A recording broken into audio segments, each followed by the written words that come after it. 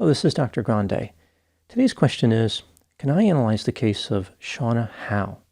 Just a reminder, I'm not diagnosing anybody in this video, only speculating about what could be happening in a situation like this.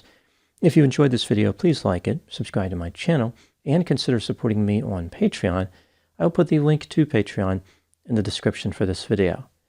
First, I'll look at the background of this case, including the timeline of the crime, then offer my analysis. Shauna Howe was born on July 11, 1981, and grew up in Oil City, Pennsylvania. This is a town of about 10,000 people in the western part of the state, about 100 miles north of Pittsburgh.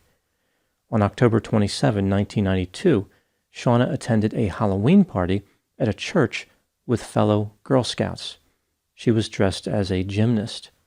The church was about 7 blocks away from where Shauna lived. At around 8 p.m., Shauna started walking home from the church because her mother forgot to arrange for someone to pick her up. Shauna was with a friend for some of the trip. They came to a point where they parted ways. Shauna's friend walked straight, and Shauna made a left toward her house. At about 8:06 p.m., as Shauna was walking on West 1st Street, she was approached by a man named Eldred Walker, who went by the name Ted. He would later tell the police that he asked Shauna if she was selling Girl Scout cookies. This was a tactic that Ted used in order to put Shauna at ease. Right after this, Ted grabbed Shauna around the shoulders and carried her to the corner of West 1st Street and Reed Street. Ted's red Chevrolet Chevette was parked at this intersection.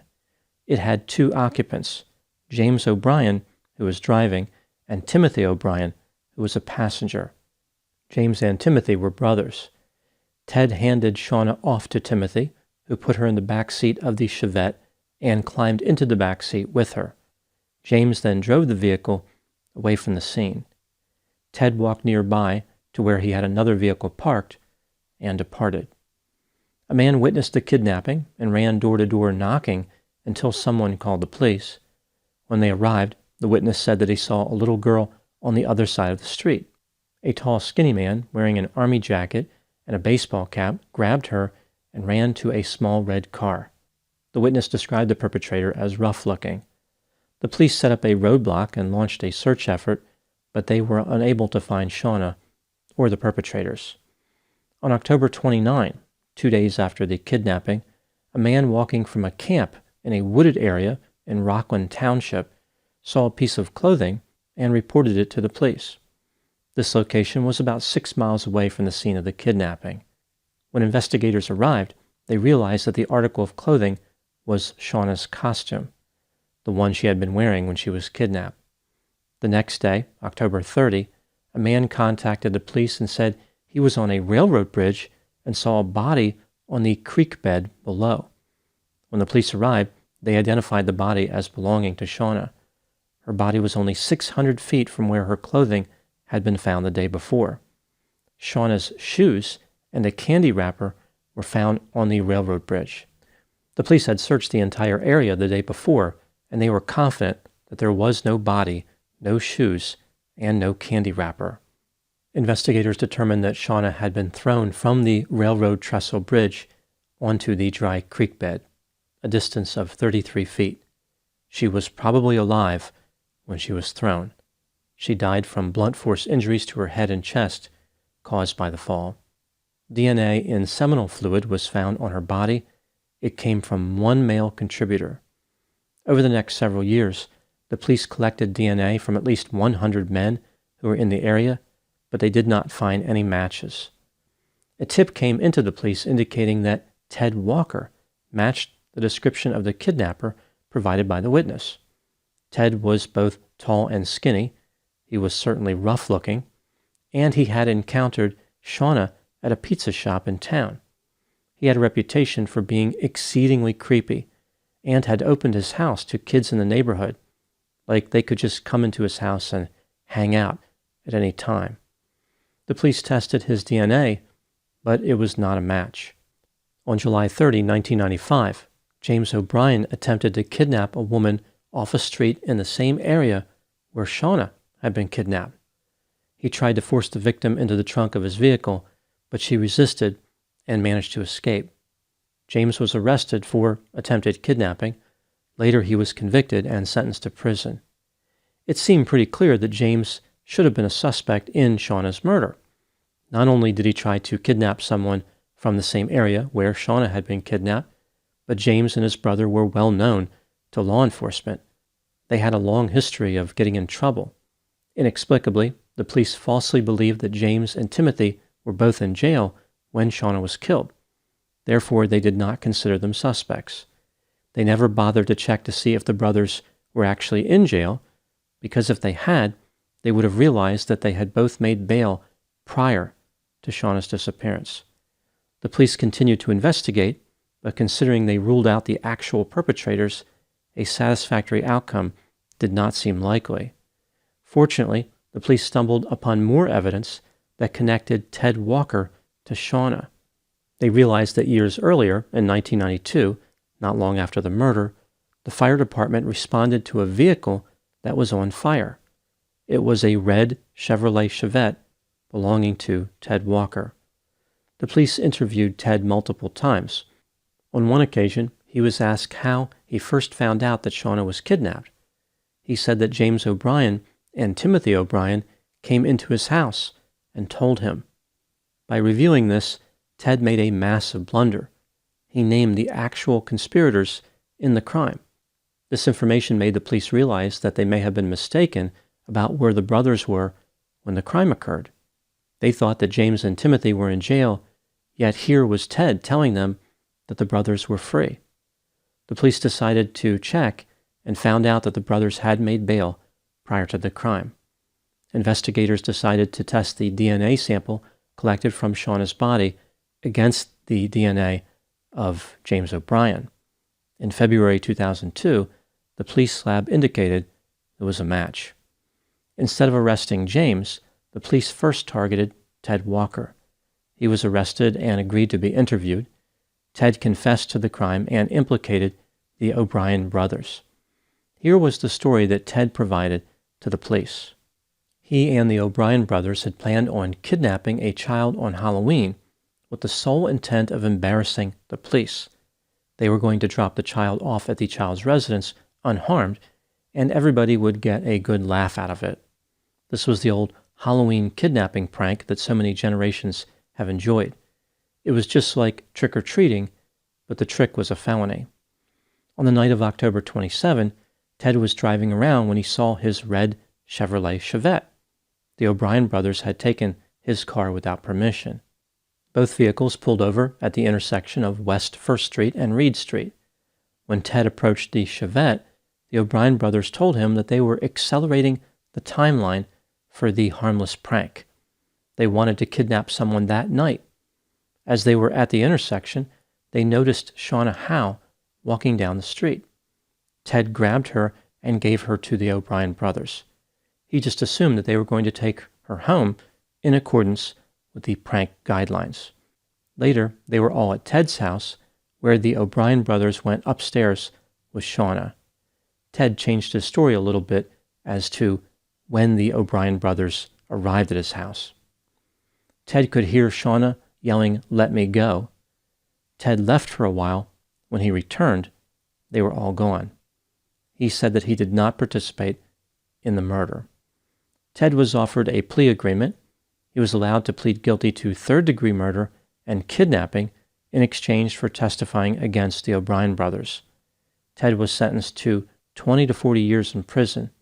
He was eligible for parole in 2024, and some people were afraid that there was a decent chance he would be released.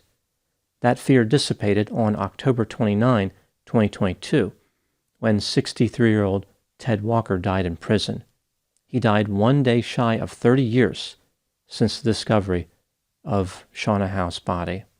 James O'Brien and Timothy O'Brien were convicted of second-degree murder, kidnapping, and other charges. The brothers were acquitted of first-degree murder. They were sentenced to life in prison without the possibility of parole, which was the mandatory sentence for second-degree murder. Now moving to my analysis. Here are my thoughts on a few areas that stood out to me in this case. Item number 1. Ted Walker's story about being involved in an innocent prank is impossible to believe. He knew exactly what he was doing. Ted had a reputation as being creepy. He had met Shauna Howe before. He was the one who physically grabbed her on the street. His car was involved in the kidnapping and was later found on fire. His house was involved in the crime. And his story changed somewhat between his confession to the police and when he testified in court. There is little doubt that Ted was fully involved in the crime. Item number 2. After Shauna's disappearance, the town of Oil City banned nighttime trick-or-treating for 15 years.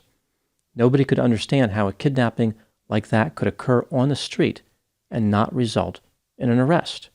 People accused the police of being incompetent, but the police denied this allegation. In reality, members of the public were correct. This case would have been solved within a few months if not for an incompetent investigation. It was inexcusable that the police just assumed that the O'Brien brothers were in jail and failed to verify this. There were many clues pointing to the involvement of the brothers. James attempted a similar kidnapping 3 years after Shauna's kidnapping. He and his brother had a long history of interactions with law enforcement. People reported feeling nervous around the brothers because they were so unpredictable and violent. The brothers were known to associate with Ted Walker, and of course the DNA of James was on the victim's body. Item number 3. Even though there is no excuse for failing to check the status of the O'Brien brothers, it's understandable to some degree that the police did not suspect multiple perpetrators. The witness described one perpetrator who looked a lot like Ted Walker. The O'Brien brothers did not look anything like Ted Walker. They were much heavier. And Ted's DNA did not match the DNA found on the victim's body. The circumstances conspired to leave investigators back at square one. Item number 4. Another challenge in this investigation was how unusual this case was from a statistical point of view. Over 97% of child abductions involve a family member or acquaintance of the victim, but this case did not. The vast majority of stranger abductions involve one perpetrator. This case involved 3 perpetrators. Less than 20% of stranger abductions involve a child under the age of 12. Shauna Howe was 11. The perpetrators kept Shauna alive for 3 days. In 75% of stranger abductions, the victim is killed within 3 hours. Item number 5. It was strangely coincidental that this case occurred near Halloween, given how it involved a frightening confluence of several unfortunate circumstances. The absence of any of these could have prevented the crime. A few examples. Shauna's mother forgot to arrange transportation for her daughter. Shauna had a friend with her for some of the walk home. When they were ready to separate, Shauna asked the friend if she would walk her all the way home because she was afraid of walking in the dark. The friend suggested that they walk to her house, where her father could then walk Shauna home. Shauna declined this offer and walked alone. A Halloween party is a special event. It was not part of Shauna's routine. Very few people knew that she would be walking alone on the street that particular night. It wasn't like this involved perpetrators who figured out a victim's schedule and carefully planned a crime. In this case, the perpetrators simply stumbled upon Shauna. The crime occurred in front of a witness. Most perpetrators of this type of offense would not be this brazen. Now moving to my final item, number 6. What do I think happened in this case? This is just a theory, my opinion. James O'Brien was the ringleader of the criminal trio. He had a long history of impulsivity, recklessness, violence, and sadism. James was always looking to commit his next crime. On the night of October 27, 1992, an unfortunate series of events placed Shauna right in front of James and 2 conspirators. They committed the crime, yet managed to escape justice for a long time due to police incompetence and the unusual nature of the offense. Sometimes offenders can be so audacious, it can actually increase their chances of getting away with the crime. Fortunately, despite initially faltering, the police continued to investigate and managed to identify their mistake. Those are my thoughts on the case of Shauna Howe. Please put any opinions and thoughts in the comments section. They always generate an interesting dialogue. As always, I hope you found my analysis of this topic to be informative. Thanks for watching.